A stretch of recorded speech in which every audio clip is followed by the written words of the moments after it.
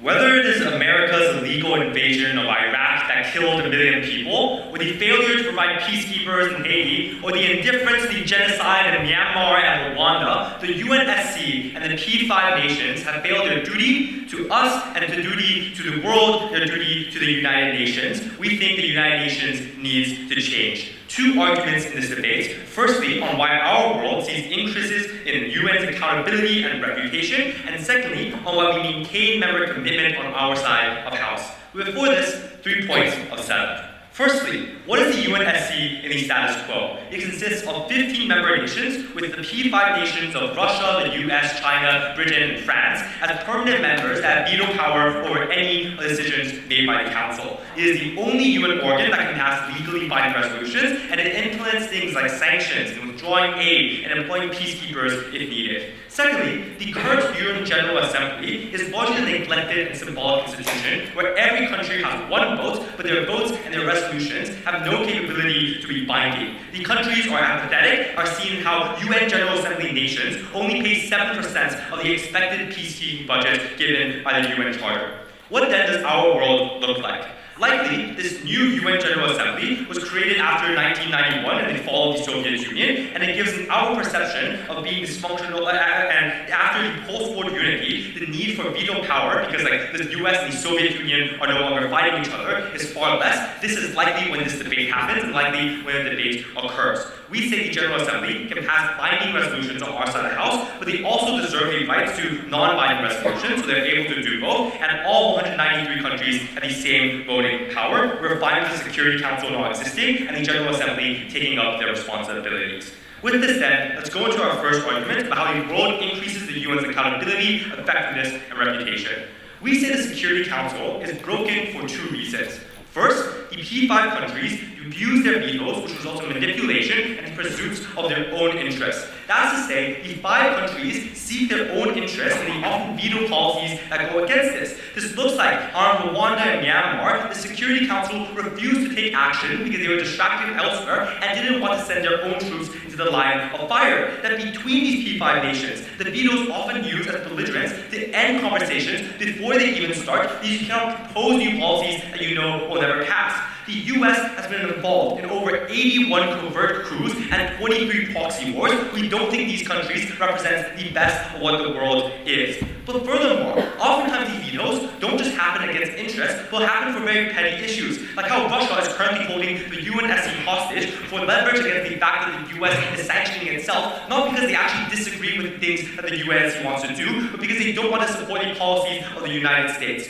We would say, currently, the US is persistently vetoing ceasefires in Gaza, even though they're the singular nation in the world that votes against it, except Israel. We would say that it is unacceptable. On our side of the House, the UN doesn't actually act when things need to be done. But secondly, as a result of this, the masses and lay people just throughout the world have a worse perception of UN, and they have increased UN skepticism. What does this mean? This means that in cases of major failure, like America's direct defiance of the UNSC in its invasion of Iraq, are sensationalized and highlighted by journalists. And it means they make headlines and people remember the fact that the UNSC couldn't act. These actively play into the pessimism regarding the current UN that exists, that couples with the fact that you have anti-establishment figures outside countries in the P5, like Viktor Orban in Hungary, Trump in the United States, and Geert Wilders in the Netherlands. So repeatedly, when people see that a cabal of world powers crush the will of the people around the world, we say they don't believe that the UN is an effective institution. The impact of this is huge, because the huge presidency issue is a massive one that applies to the rest of the UN, not just the UNSC, where the average individual will homogenize all organs of the UN, because when they hear about the UN taking action, the one they hear about the most is the actions by the UNSC. So even if the General Assembly is technically productive at producing compromise, with the fact that the ICJ does have achievements, and you do have the UN doing things that are successful like combating world hunger, these advisory decisions are overshadowed the fact that the UNSC is often what people care about far more. So it becomes harder and harder to justify funding to the UN on their side when these organizations fail time and time again. Why do we change this?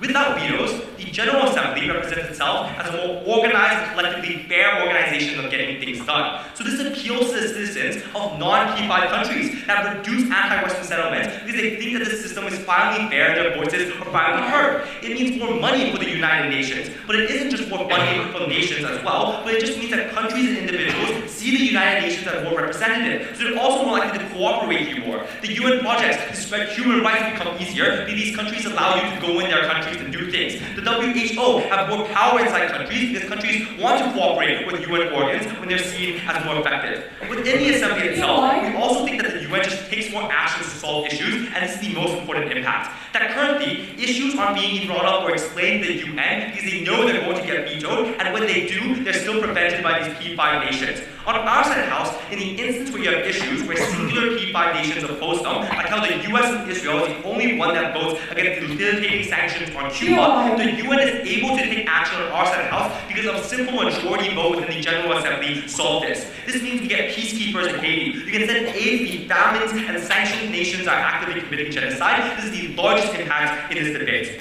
Even in the worst case, in which P5 nations oppose the actions by the G8 and they don't comply with these resolutions, we still win because of two reasons. One, these actions still happen. Even if the US doesn't participate in sending humanitarian aid, the other countries have the legitimate basis to do so. But secondly, the pressure on dissenting nations increases since they're actually in defiance of the UN and legal binding resolutions rather than hiding behind their vetoes and they can say that they have done nothing wrong. Before I move on to my second argument, yes. Why is it prioritized to care about the small countries? This is your argument. This is which country's perception you care about. Why is perceptions of those big influential countries suddenly so irrelevant? Because you need the small countries who are suffering the most to benefit from the UN policies, which is why we want to give them more power. Why do countries stay committed in our world? We would say this policy likely starts after the fall of the Soviet Union, so nations are already more open to compromise and they're less polarized in those instances. But even if that wasn't true, countries gain massively by staying in the UN and staying committed. Where one, they initiate diplomacy, they want to improve their international reputation, where being connected is more important in the 21st century because our world is far more globalized. Secondly, there's a disadvantage to the people who lead first and move first, where if the US stops funding the UN and interacting with the UN, China gets a massive advantage, so there's a rivalry between these two nations. And thirdly, there's significant domestic and international backlash. China has allies in the developing world that they actively want to appease. The US has domestic voters that believe in the United Nations and an international world order based on common rules. Even if figures like Trump exist, these are ultimately temporary because you have examples like Biden rejoining the WHO after Trump pulled out.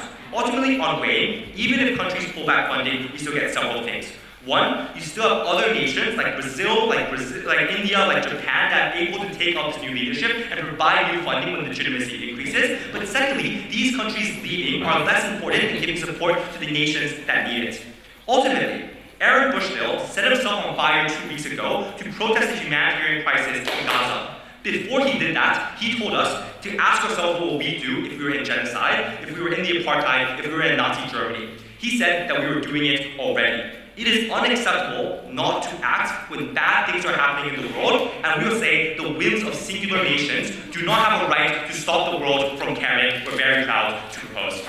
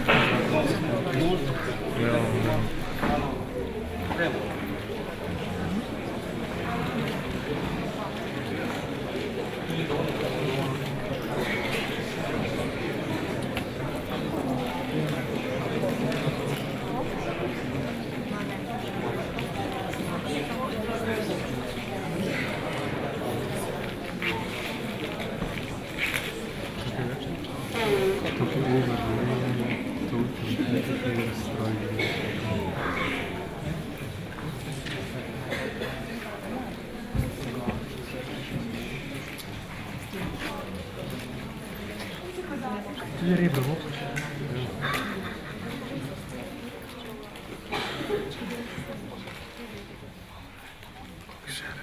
United Nations in the status quo is not ideal, but its bodies can still do vaccine research, help health crises, give humanitarian aid, some of the peacekeeping, at the point at which this is comparatively better than the proposition we win this debate. Before I move on to rebuttal, what is our stance? We believe status quo is not ideal.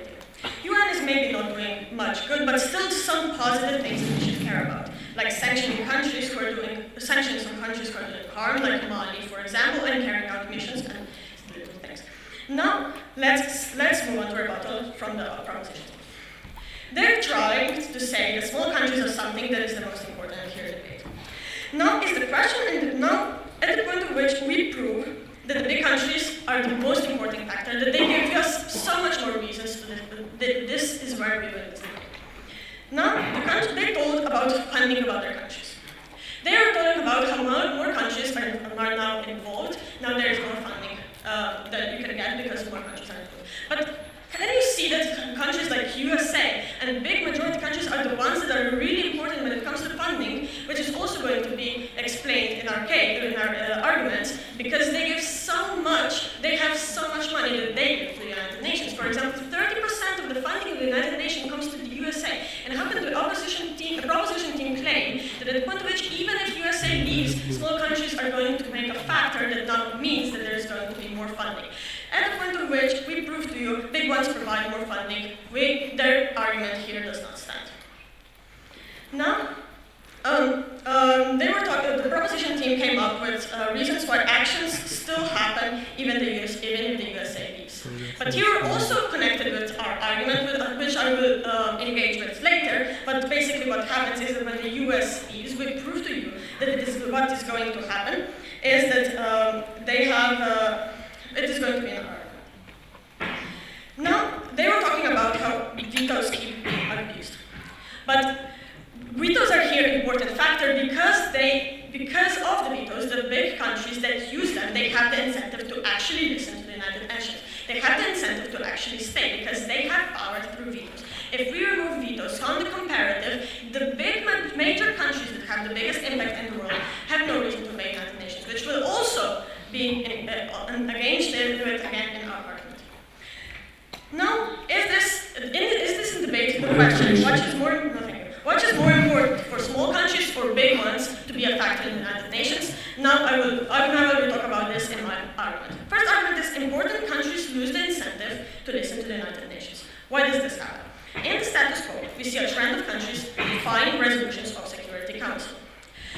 The examples of this are when Pakistan was asked to withdraw its army from Kashmir, nothing happened. Lebanese political party Hezbollah refusing to disarm after the Israeli withdrawal from south Lebanon, nothing happened. In Myanmar not stopping their brutality against Muslims despite being told to do so. Why does this keep happening? It happens because UN is not giving these countries any reason to listen to them.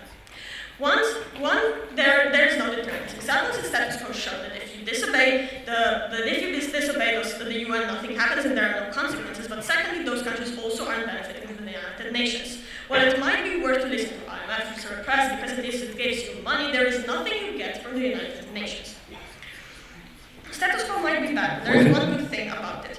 Most important countries listen to the United Nations, but just USA, China, and Russia. They decide which resolutions are passed, they veto all that they don't like. And they also benefit economically and politically. For example, USA can have strong ties with Israel because it vetoes any resolutions bad for Israel. Those two reasons give them an incentive to listen to resolutions that are passed. Before I say what happens in proposition, yes, I will take the POI. Japan, Germany, and Brazil are currently one of the most largest contributors to the UN. These countries don't have vetoes in the Security Council. Why do they contribute so much money? Well, it comes to say that this also opposes their argument where in General Assembly, if you include more countries, now there's going to constantly be more funding, at the point at which they prove that the countries that actually matter, the countries that actually are against those little countries that don't have money, those that actually have already donated and already put their money into the United Nations. So what we say that the small countries are not going to be a big factor, and I guess as the propositions team already claims, the countries that are also not included already now give funding to the United Nations. Now, what happens with proposition because of the two reasons we explained, it's an incentive to major countries to make resolutions that are passed. Because they have no veto power, there will probably be resolutions that are not in their favor. Because USA sees sees the UN resolutions are not benefiting them and potentially even harming them, why would they listen to them?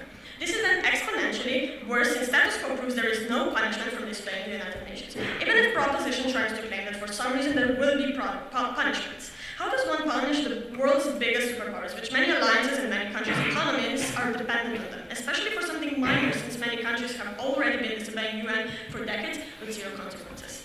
We prove to you then that all proposition, the most important and powerful actors, lose any incentive to listen to the United Nations. Now, why is this bad?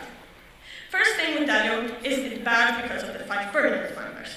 Here we have 2 reasons.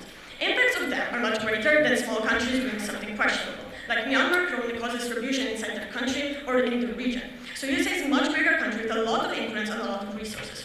United Nations resolutions often call for help for countries like USA, for example, United Task Force, where a United States-led multinational force which operated in Somalia, charged with carrying out the Security Council resolution to create a protected environment for humanitarian operations.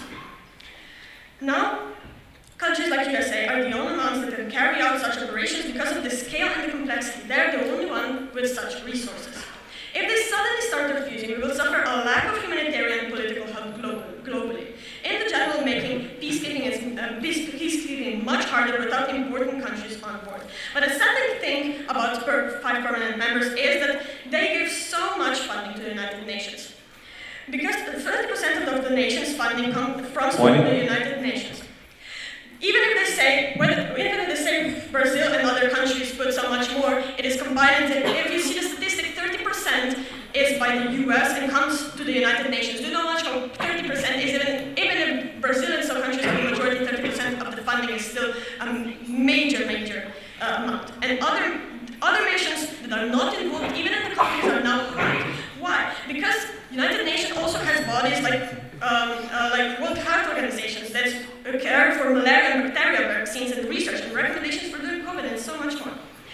And also, so now other countries are also impacted here, because this also proves that it's likely that even more small countries will disobey the UN. Seeing that big countries can do what they can do, that gives them encouragement. If they can do it, we can do. The UN is seen as the second UN is seen as an illegitimate institution, at the point at which even countries that the shape in the international climate of the world that take UN seriously, it is easier to disobey an illegitimate institution, and it is very unlikely that we get punished for it. As this is also why they can do it, because sanctions are only effective when important stakeholders participate in them. In conclusion, why is this argument so important? Notice how this argument outweighs any positive material for proposition claiming any good resolutions will be passed, because none of that matters if the biggest actors that have the biggest influence in the world right now have no reason to obey. Why does it matter if proposition manages to pass resolutions demanding member states to stop supplying Israel? Because the USA will probably still supply them with weapons and actively support the war crimes happening. The only thing that proposition therefore does is take away UN's legitimacy and makes it even more inefficient in peacekeeping.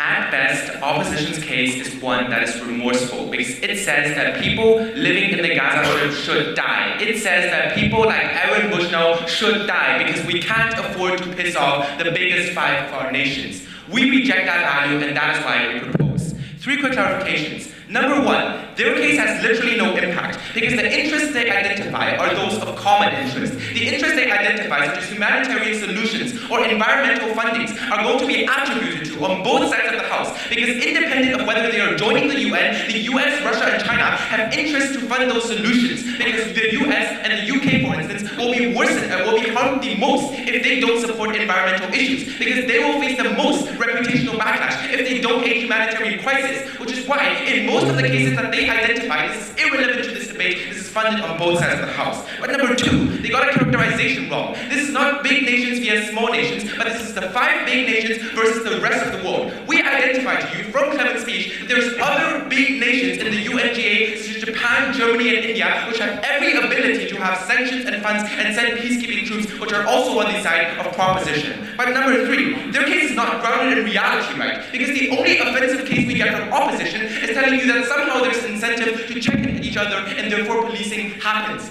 We told you that the US has already involved itself in 81 covert coups and 23 proxy wars. England and France started the war in the Sinai Peninsula. China is having interest on Taiwan and Russia is invading Ukraine. Clearly, their ideological case of offensive, of check and balances on their side of the house doesn't work. Which means that at best, even if we believe every one of their arguments, they have no comparative advantage because every one of the impacts they identify as the worst still happen on their side. Given that, two questions. Number one, on the effectiveness of UN resolutions, and number two, on the degree of funding. But I would also like to pinpoint that our push of the effectiveness of UN resolutions always is the logical prerequisite to their idea of funding. Because it doesn't matter how much money you get from the P5 if that money doesn't translate into food and water in the Gaza Strip. It doesn't matter if that money doesn't translate into shelters in Ukraine. And it doesn't matter if it doesn't translate into first aid kits in Rwanda and Bosnia. Given that, first question on the effectiveness of UN resolutions. They say that the UNSC has failed we say that the UNSC has failed in innumerable operations, and it will always fail because logically, one, the interests will always clash against each other, especially if it is the case of the Big Five, because their capacity to action means that most of their interests are expansionary, and expansionary interests necessarily distort current resolutions. But second, even in the case when they don't clash against each other, they will form a coalition that will clash against each other. So even if the US has no inherent interest in Ukraine, the fact that Russia, which is a rival, is now invading Ukraine means that the US has an interest to go into Ukraine just to stop Russia from further expanding, which means the vetoes will always be happening. Their case is never successful.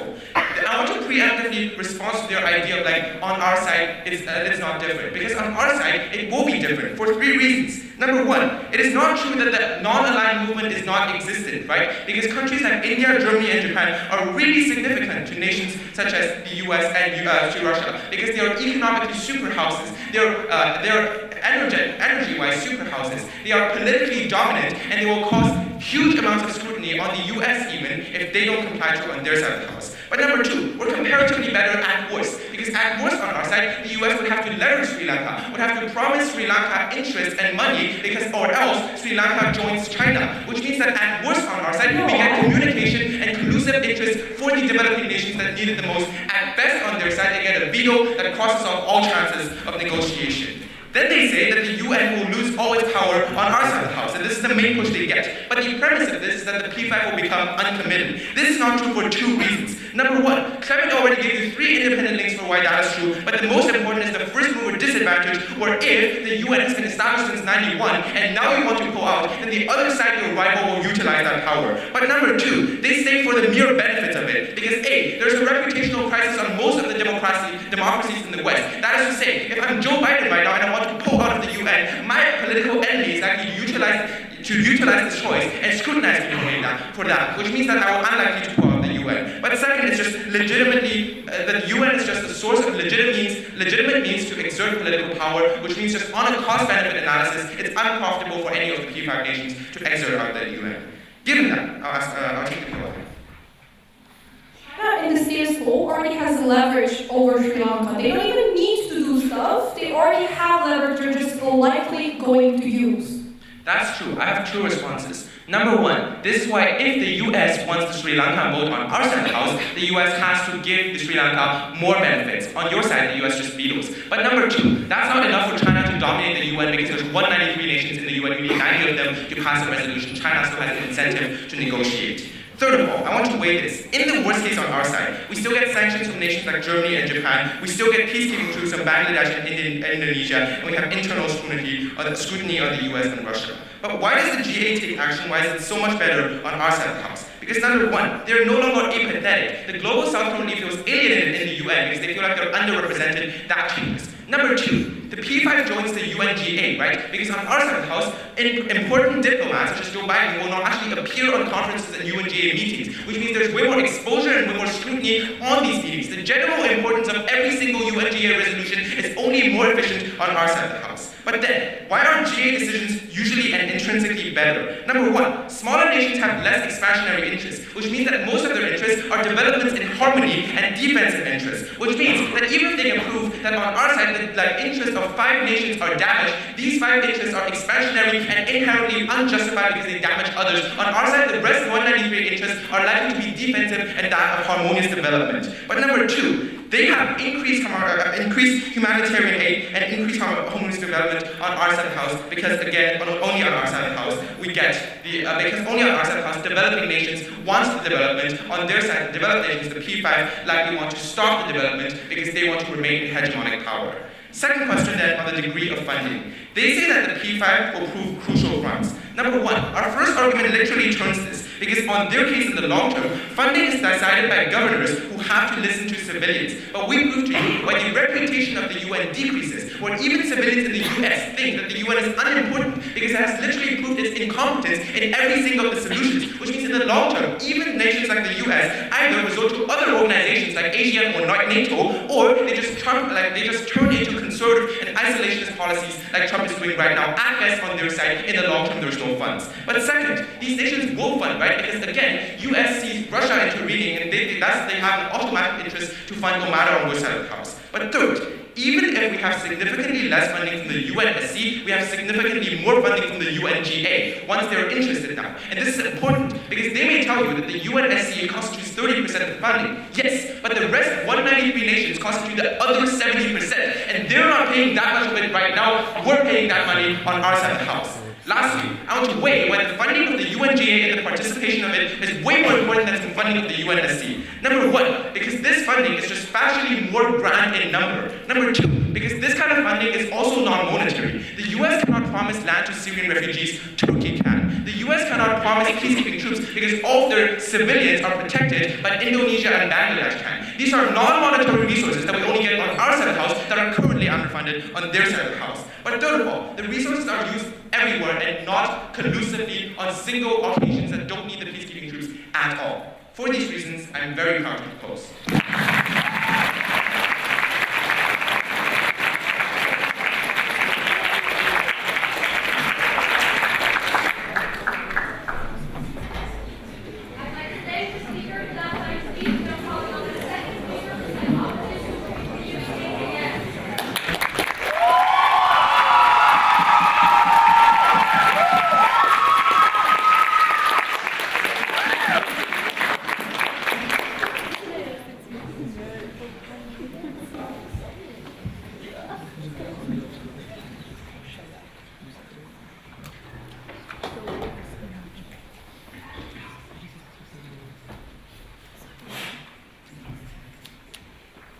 This is not a motion. We're talking about what would happen if we pass this policy down, which is why we're talking about how the world is likely to look when this happens. This is an important thing proposition doesn't talk about.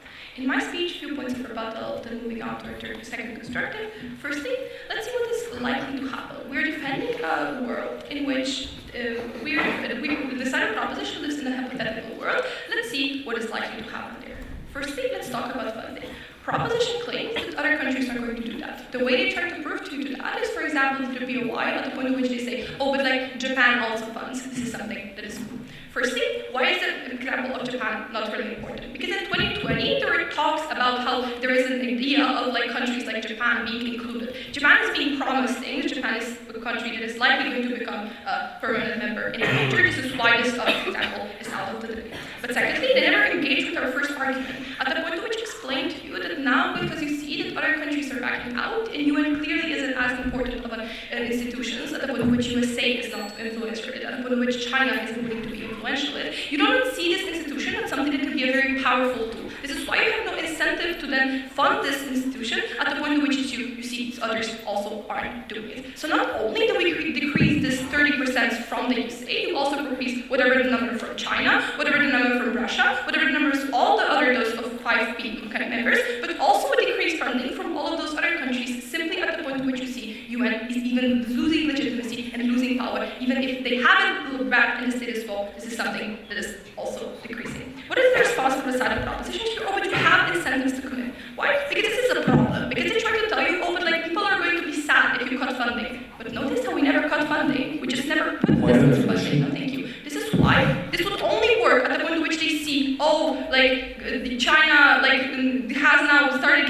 funding. This doesn't happen. China from the beginning was never giving as much funding. The UN never got that much of an impact. But then they are trying to tell you, oh, but this doesn't matter because if the money goes to bad things, this is a bad thing.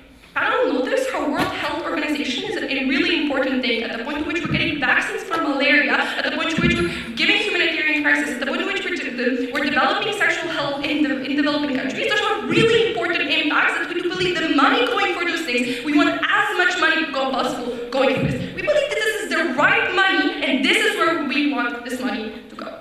The second important thing we tell you what is likely to happen is that they are not going to be part of missions. We give you an example of a mission in Somalia. This comes in our first argument of how USA was then asked by the United Nations to go and do this mission in Somalia. The response we get from the first when they try to preempt it is like, oh, but like the missions still happen. It's just that they're not going to be involving USA. Even if they try to claim that those are the other countries are going to be taking over for this, we need to do some weighing. Because if a smaller country, even if it's a relatively good country, it is never going to have as much of an impact as the USA have. A country with a really big military, with a lot of funding going into the military, with experience with such missions that are already doing that right now and are being very successful at it. Which is why we believe that this is something that is not going to happen. Mechanism, again, is not working for this motion because they but like internal backlash is going to happen from the citizens. First thing, panel, notice how citizens usually aren't even aware of what's happening with the UN. I mean, Slovenia is part of Slovenia is like the temporary member. I know that most people that I know don't even know about that. But secondly, we believe this would also happen at the point at which there will be a change happening. We believe that at the point at which USA never started being in those missions, those people would never notice that UN is doing something bad. This is not a change that happens. This is why I believe internal backlash is not a valid mechanism. Thirdly, no thank you, we try to talk to you about how they are not going to be dissipating things. This is really bad because UN does some really important things. For example, they pass some sanctions on Mali. Sanctions are a really important thing, and this is how they get countries to actually maintain some peacekeeping. We believe what is likely to happen and what is probable to happen on their side of the house, and at the point at which they cannot act, because what happened, and at the point at which they cannot exercise their political interest, they also have no incentive to listen to those sanctions. What is the response? External checks and balances. We believe that China is unlikely to checks and balance USA for disobeying those things at the point at which China also wants to do this. We're not saying that only USA is going to do this, we believe that all countries are going to be doing this. It's just why it's not strategic for me to call out a country for doing something if I also want and it's strategic for me to do the same deal. External mechanism also doesn't work. What do we prove to you with this? This is the important way. Because even if on our side of the house, small countries are not that willing to listen to you, and this is some situations that are happening in the status quo. We believe on the proposition, because those are the most influential countries with the best militaries, with the biggest influence in the world, at the point of countries involved in international relations in every area of the world, at the point in which those are the countries that start pulling out the most important actors in this debate, we believe this is something. And even if they pass the best possible solutions, taking them at their best ground, that suddenly there's going to be a Gaza ceasefire, we believe that USA is still going to supply Israel with weapons. We believe that this is something that is still going to happen. So even in their best case scenario, they have the best possible solutions, does not happen. And this is much more important because it's USA, even on their side of the house, some other country would still be supplying Israel. This is why this is so important. Then also let's talk about leverage to small countries. They try to say, oh, but like USA, this is the response to my PY. I said that there is already existent leverage happening in the status quo. We have some constructive points of it. For example, a great example of that is Sri Lanka. Let's talk about it. Sri Lanka is currently trapped in a debt trap because of a port built by China. This means that Sri Lanka is really vulnerable to whatever China does. The easiest thing to do is just say, hey, we're going to shut down your port if you don't give us this loan. We are very confused why USA would have an incentive to try to buy Sri Lanka's gold. We believe that USA is simply going to use one of the countries where they have leverage over. We believe that they're not going to be trying to convince countries they do not have the leverage. This is weird. Even if the US doesn't support a UN resolution against Israel, why would they not support sanctions on Russia or support to Somalia or UN health aid that helps themselves and is also in their own interest? If USA likes some policy against Somalia, they're not going to veto it. On our side of the house, the resolution is still going to be passed. We do not see how this will happen. We believe that USA is not going to be willing to waste as much fund on doing a mission in Somalia at the point which they aren't getting anything back from this.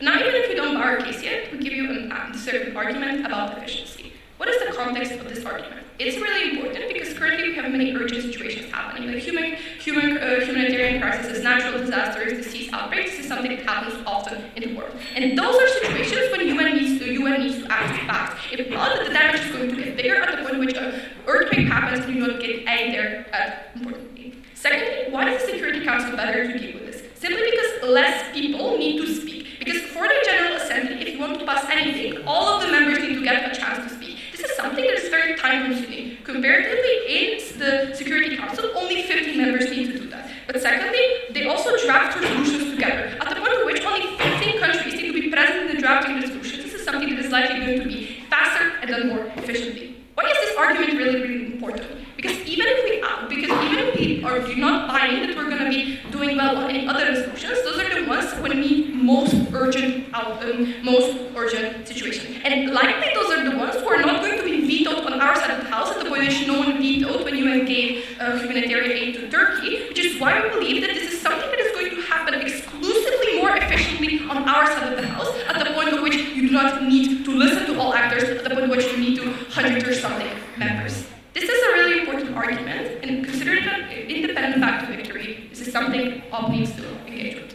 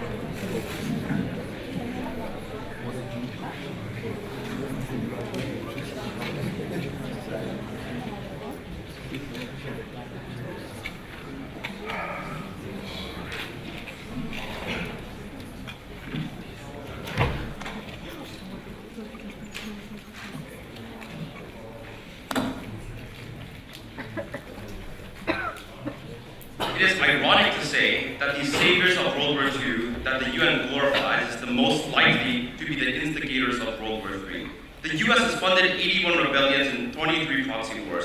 Russia has blatantly invaded Ukraine. Israel, as we speak, kills 250 innocent Palestinians a day. And the US has vetoed 46 times against ceasefire. In the very best case of opposition, maybe the Security Council has some capability to do good, but we proved that the General Assembly also has the capability to do good. But what is far more pernicious is that the ability of the Security Council to do evil, because with a veto, one country can hide and hinder the progress of all 192 countries without any consequence. So the way up is very simple. We ought to prevent the worst case scenarios and minimize the impact if it happens. The analogy here is just to play Russian roulette, right? You want to prevent the worst case scenario because of the fact that, for example, the goal of this debate is not to increase the prize money of Russian roulette, but rather to remove the bullet so that we're able to prevent the worst case scenario. That means on our side of the house, at least we're no longer able to justify genocide because of the fact that the UN is able to veto these resolutions, and we're able to get cooperation of countries on the ground because we're able to distribute vaccines far quicker on our side of the house. So we're going to ask two questions in this speech. Firstly, what are the effectiveness of resolution? And secondly, about if we get more funding of resources. So firstly, let's talk about the effectiveness of resolutions, and I think there's a lack of response from opposition of this. What we told you from Clement in the first speech is that there's no accountability of the Security Council any shape or form in the status quo. This is because you have a manipulation of vetoes. We told you that war is beneficial for the P5 countries. You have made a lot of profit through war. For example, if you look at the Koch brothers in the US, but also it's because of geopolitical interest, because of Israel, because of strategic allies. But moreover, there's also petty issues, and the UNSC is used as held as leverage because of the fact that the Russia just wants to screw over US regardless. But opposition says here, well, the US, even if they leave, they will still fund the Israel outside of the UN, right? But the delta is, if the US leaves and Russia still stays in, it's extremely unbeneficial for the US because Russia can have significantly funding for every single other power they have, and that means that the issues that are legally binding on their side of the house, no thank you, is far more prevalent in the UN. It also means that the US also loses out in prestige on their side of the house. But DLO, moreover, says that firstly, the checks and balances don't work because PFI often want the same things, right? So they often want wars together. First, I'm just not sure this is true, right? Because there's large amounts of tension within the P5 in the first place. So obviously, the US is going to veto Russia's resolutions. It's unclear to me why checks and balances don't work because obviously the P5 members don't want the same thing. Secondly, they say that China has leverage over Sri Lanka, which means that therefore they can just coerce countries in the G8 to pass resolutions.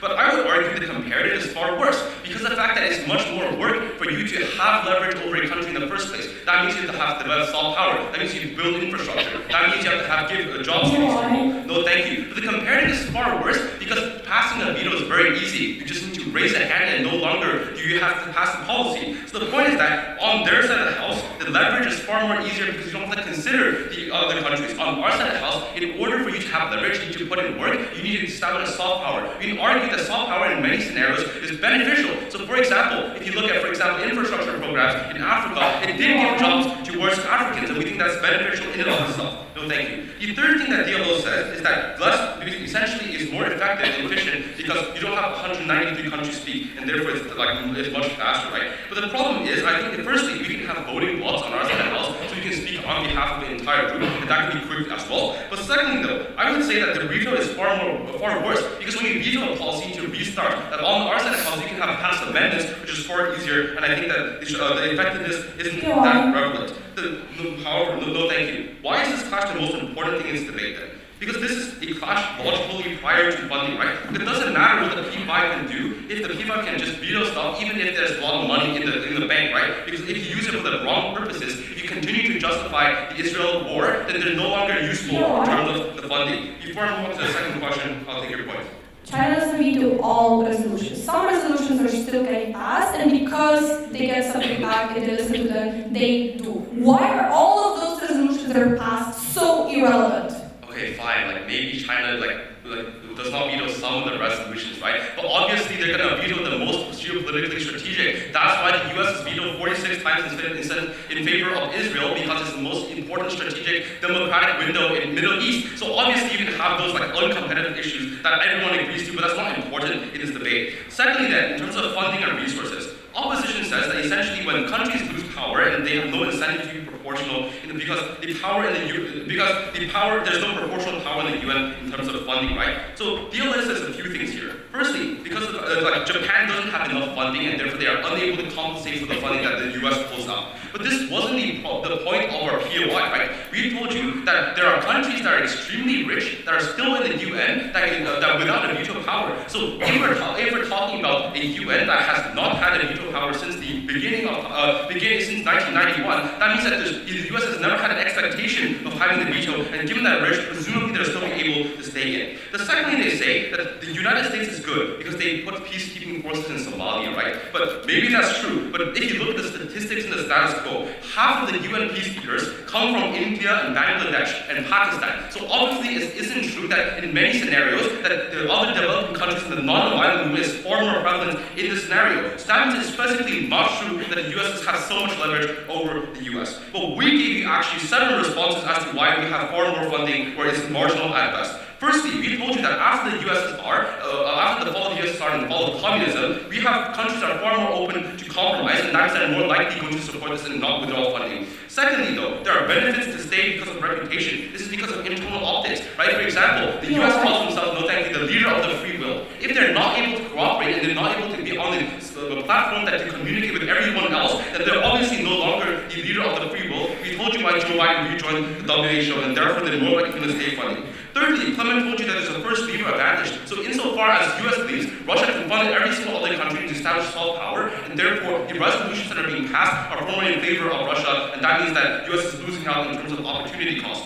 So there was no response and an evolution of response to these three things we presented in first. But moreover, we told you that on their side, even the US won't want to put funding in the first place, even if they're in the Security Council. This is because the US doesn't, the population of the US doesn't feel like the UN has legitimacy. So that means that they feel like the UN is not effective, and therefore they shouldn't contribute to things, and that's why they move into more isolationist policies like Trump. So that means that there's no cooperation on their side of the house either. But fifthly, there's competition in terms of if they're beneficial for the General Assembly, right? Because both the US and both China wants India, that means that India's growth, that means that they have to pass policies in order to benefit India. That's beneficial for smaller countries because they're the most vulnerable. But moreover, we get more coverage on our side of the house because literally leaders appear at the conference and therefore there's more importance and more coverage and exposure, and that's also beneficial in terms of why you get more legitimacy. But lastly, even if there's less funding, and maybe there will, we think that because of these rest of the world is no longer apathetic, that means that they're more likely going to pass policies and they're more likely going to put in resources because it concerns the physically dumb, right? So for example, Papua New Guinea can potentially pass a resolution that benefits them, and therefore they're more likely to put in funding. On our side of the house, when we have many rich countries that are not aligned in the status quo and they're also apathetic, we're able to get the resources on our side of the house. That means that we're able to get new leadership even if these countries want to pull out. At the very end of the debate, we at least get some sort of checks and balances, and that is the point at which we're able to save the world. For these reasons, I'm extremely proud.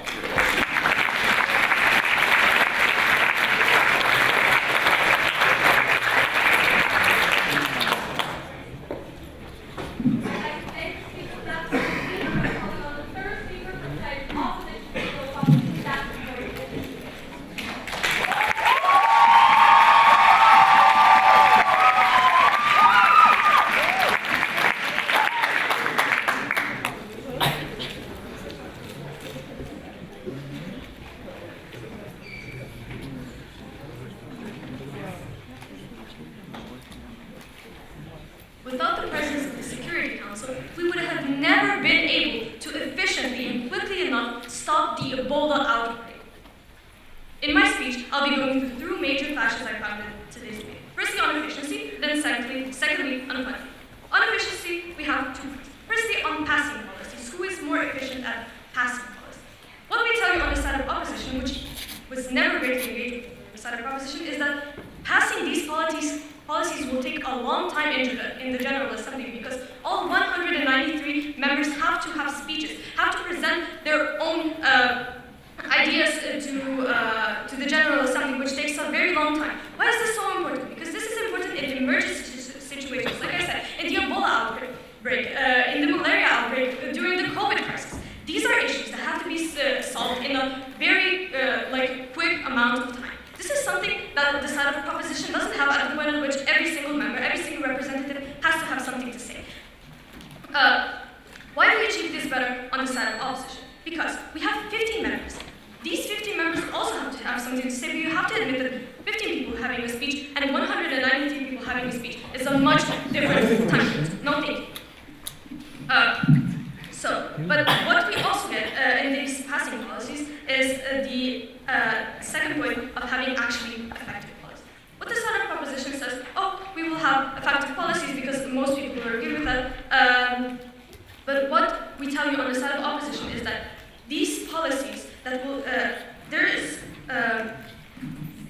these policies that will get passed will not be followed from big countries with big influence at the point at which they firstly know that there will be no repercussions for them if they don't follow it, and also secondly if they don't have any benefit from it. Countries who currently veto certain policies,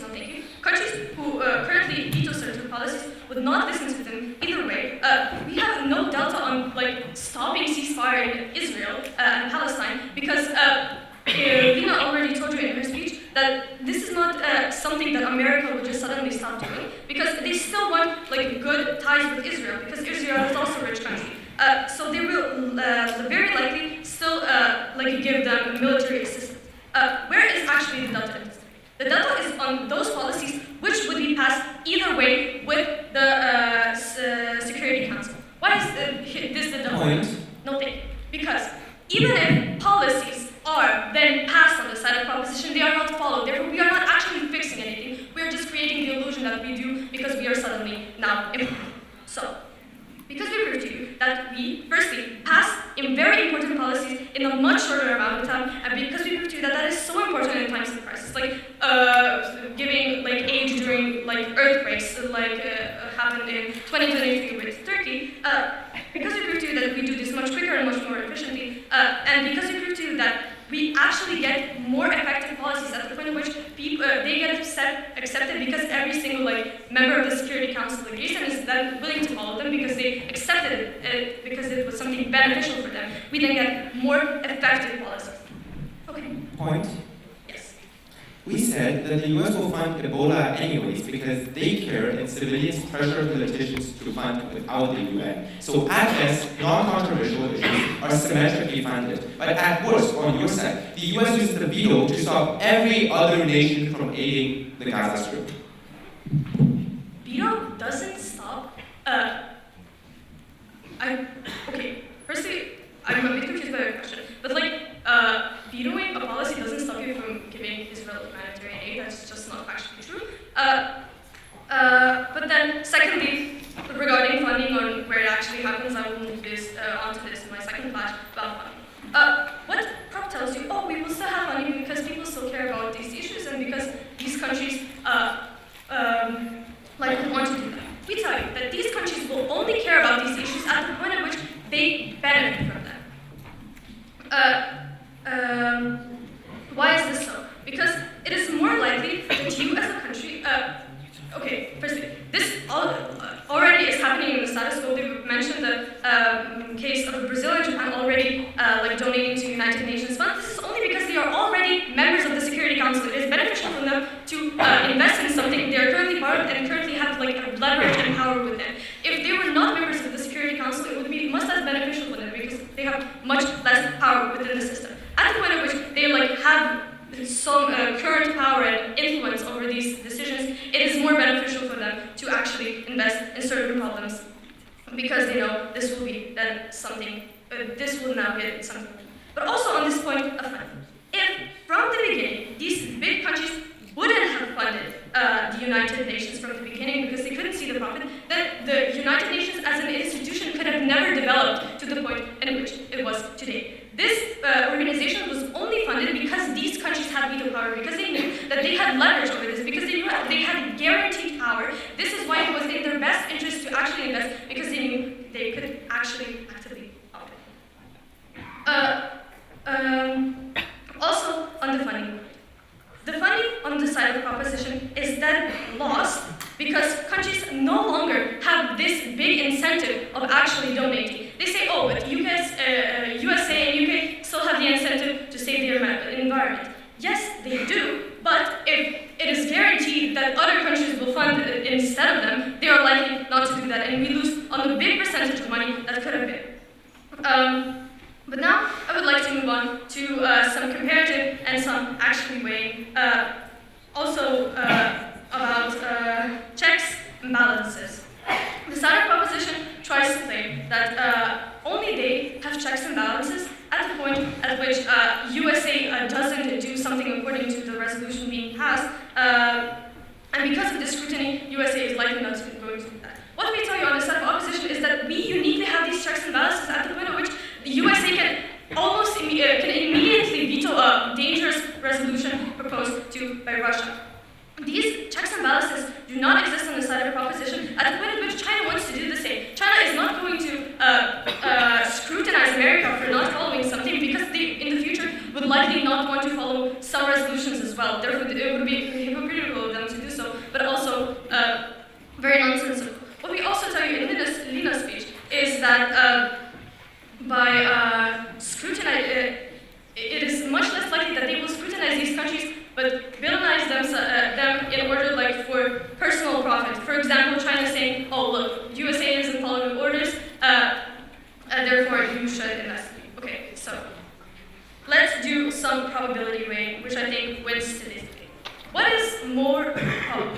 That countries who currently have more power will continue investing in a system that actively benefits them, or countries just blindly investing in something that might or might not bring them profit. I believe that because it is much more probable for countries who are actively showing that they have the incentive for profit to actually continue to do so at the point at which they have active benefit. On the point of this, we win today's debate.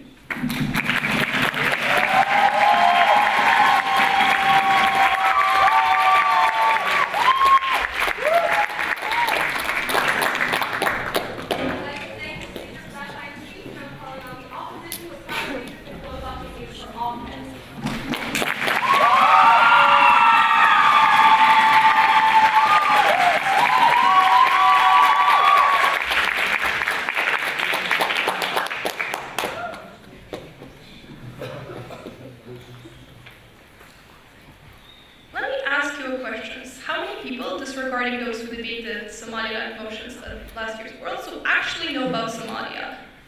They know if that even a country is. We are unsure of how those are then the people who are going to be so upset that US isn't going to Somalia and US isn't helping Somalia. We're very unclear about these mechanisms, and we're very unclear about a lot of mechanisms to the problem. 3 points in my reply. Firstly, about efficiency.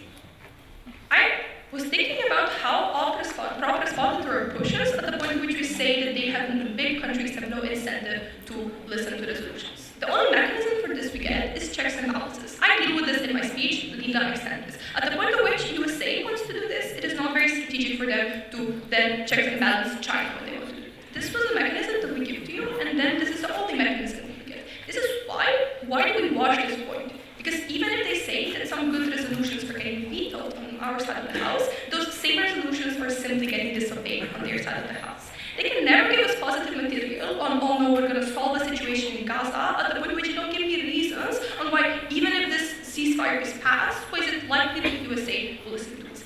We never get any responses to this, and this is very crucial, because this is your only way of having any positive material. And secondly, let's talk about funding. I also explained this, because at the point at which this is a motion that happened in the past, we believe that if USA and all those big countries after the World War II would never greatly invest in the UN, UN would likely not be such a strong institution. This is why they try to tell you, oh, but it's strategic for other countries to then start to invest, and it's strategic for other countries to keep up these investments. Even if we concede that would be enough funding, which by the way we already do Wayne, but those countries have a much smaller budget than USA and China, we're quite very confused why it is strategic on their side to invest in an institution that we already explained is going to be less influential, less important. Diplomacy is not that much of an reason at the point at which this is not a diplomatically important organization on their side of the House.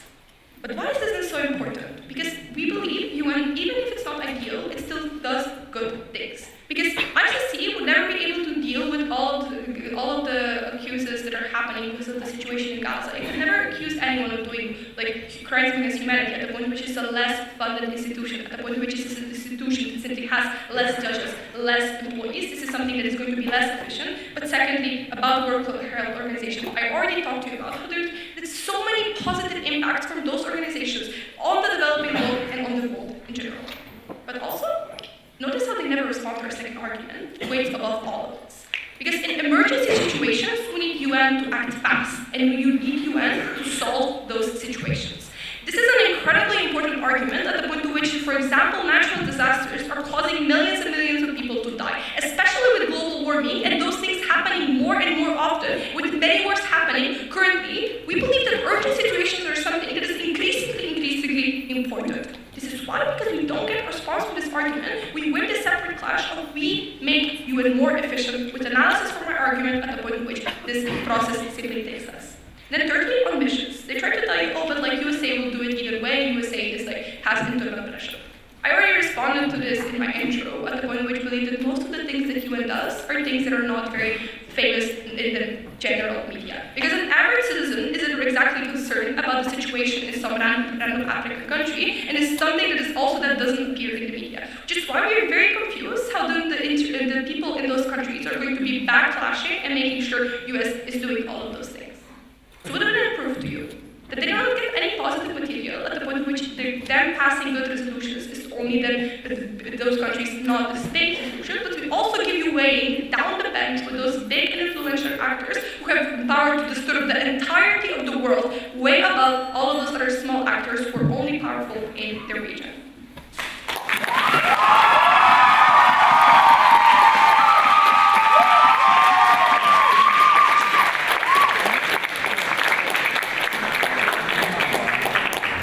Boy.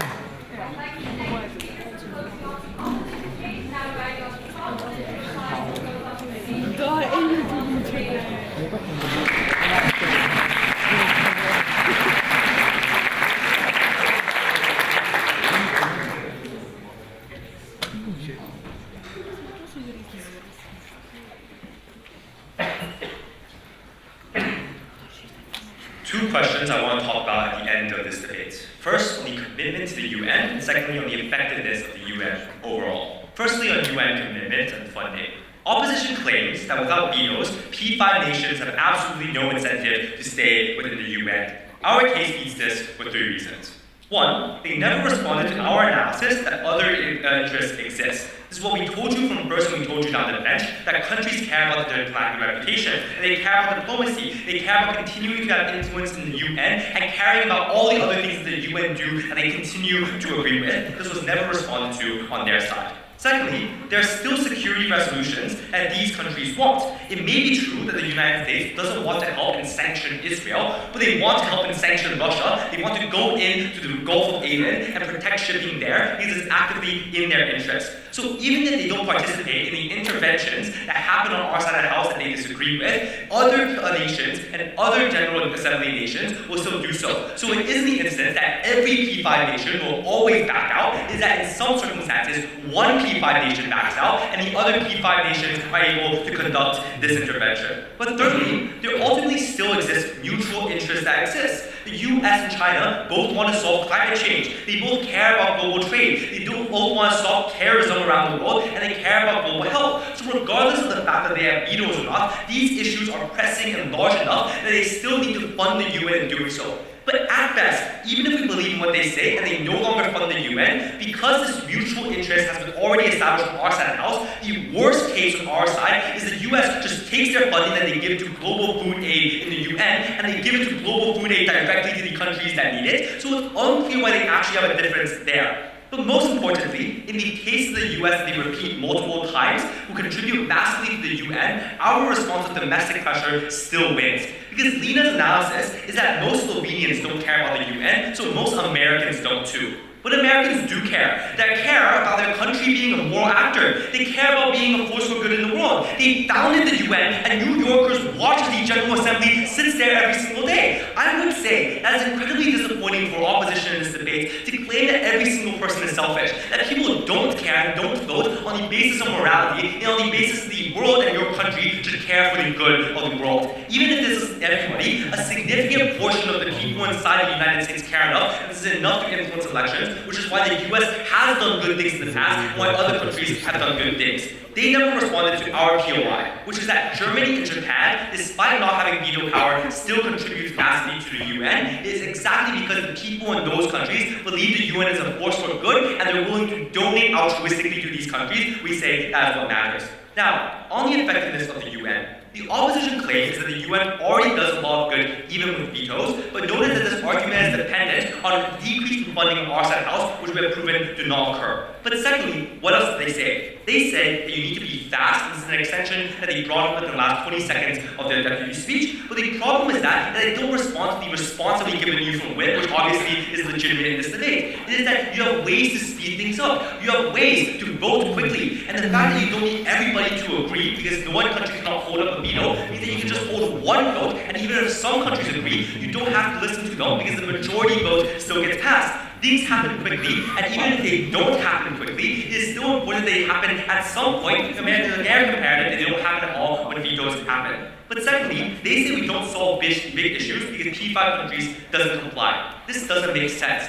Because even if the UN sanctions Russia and they say that their invasion of Ukraine was illegal, it doesn't matter that Russia doesn't agree. Because they're not going to be able to invade Ukraine more on their side of the house. The rest of the world, however, has the legal basis and the power of the UN to actually invest and actually sanction Russia. Our case was simple. One, you solve the major problems in the world that we have established as important, where people are dying and genocides are occurring. And secondly, you improve the legitimacy of the UN, where you're able to prove that it functions, you improve that it acts. Very proud.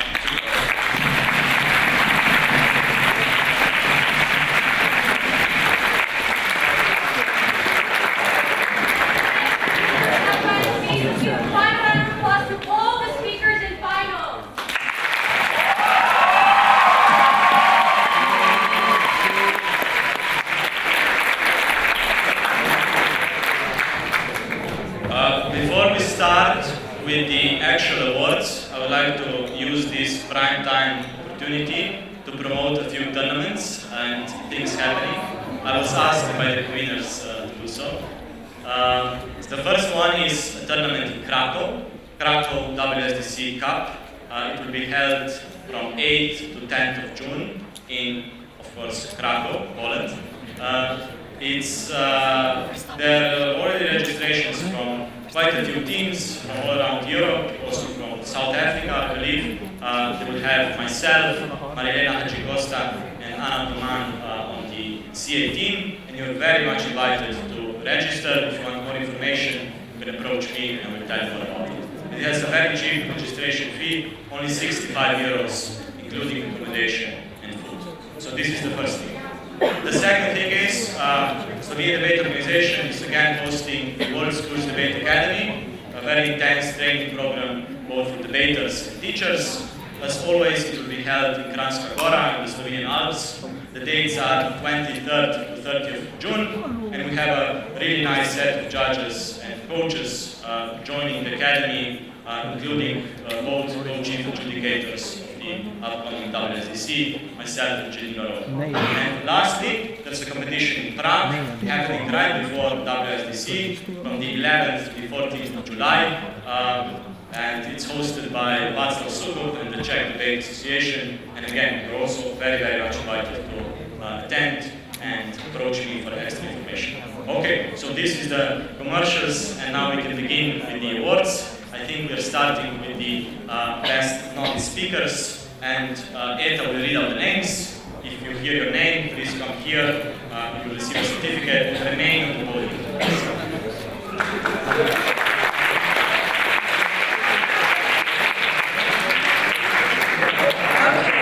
In the 10th place from Team Serbia 1, Dejan Bošković.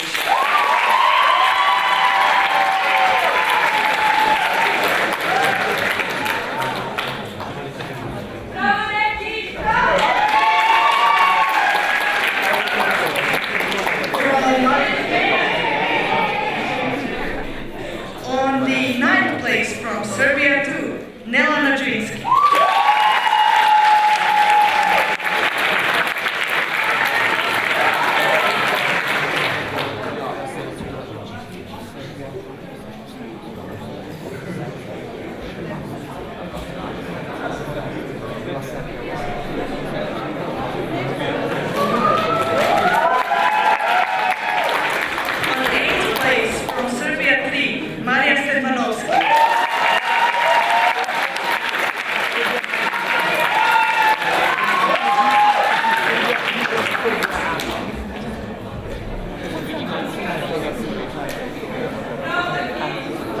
On the 7th place, from Bežigrad, Julian Jančić.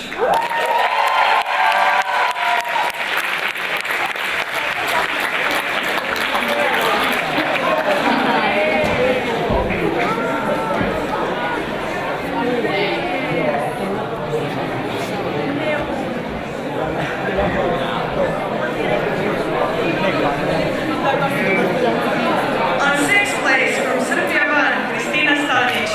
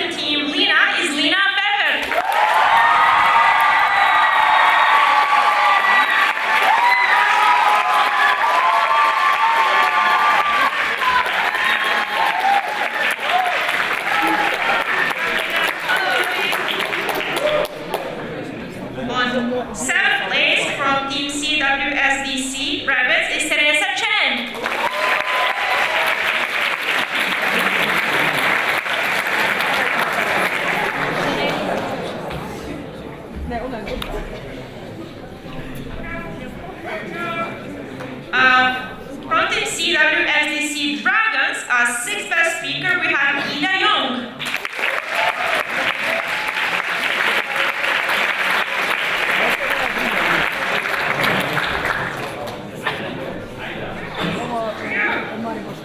From Team C, SDC Tigers, as fifth best speaker, we have Miranda Wu.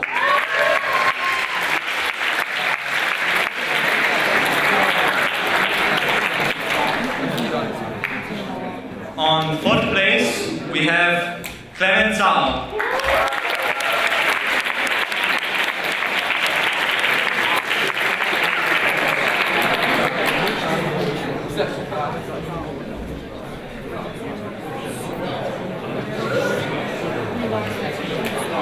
On third place, Alex Wong.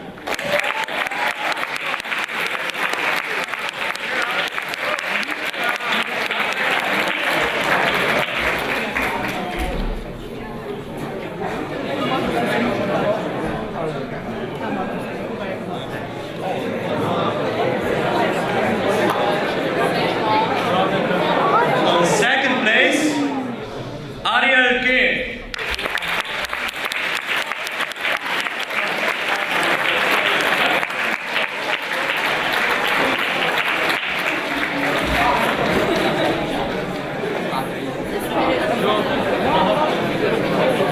And now I'd like to invite Anish to announce the top speaker.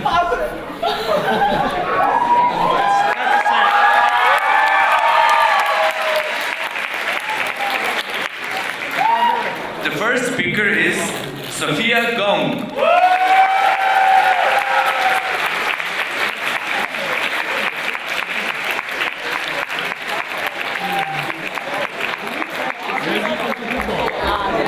Patrole, stvari, veš kako je to bilo drogo? 2 € skoro. Kaži ga bude pokažem.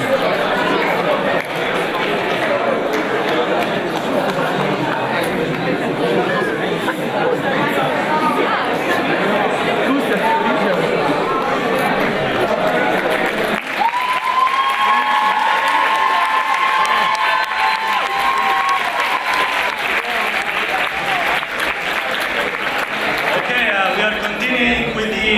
Best novice teams of the tournament, the 2 novice finalists. I would like to invite both teams to participate in the final. That's Serbia 2 and 3 to join us here, as well as Vladimira Šuplaj, the chair.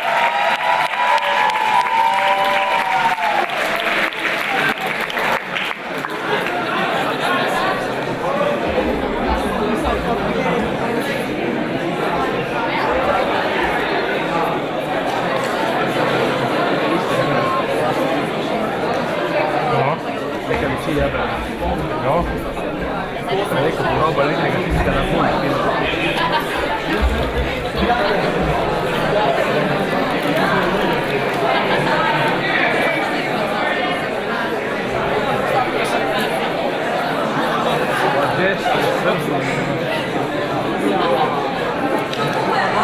Yeah, I'm just waiting for all of these proud parenting moments here to take place. Alright, yeah, I'm Vladimira. I was the chair of novice finals. Alongside me on the panel I had Dan, Masha, Mislav, and Rok. And what was quite exciting and engaging about novice finals, we ended up having a unanimous call. And novice winners of International Debates Tournament Ljutomer 2024 is team from opposition Serbia.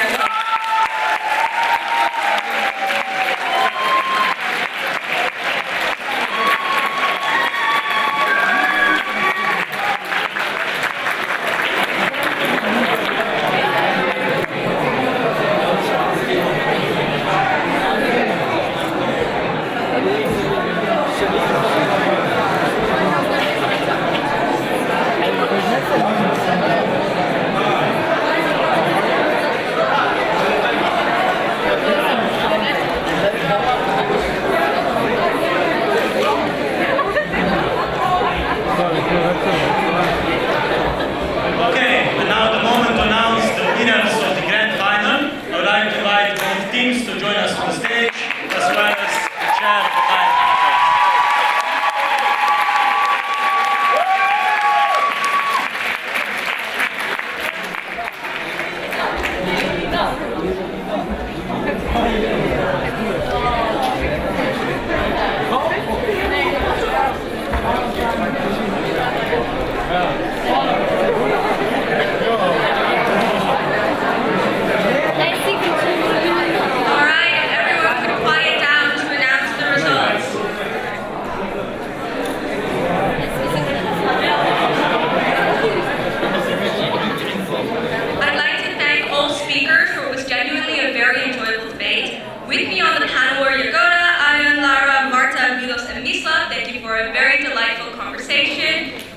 We reached a unanimous decision, and the grand final champions of the International Debating Tournament Ljutomer 2024 is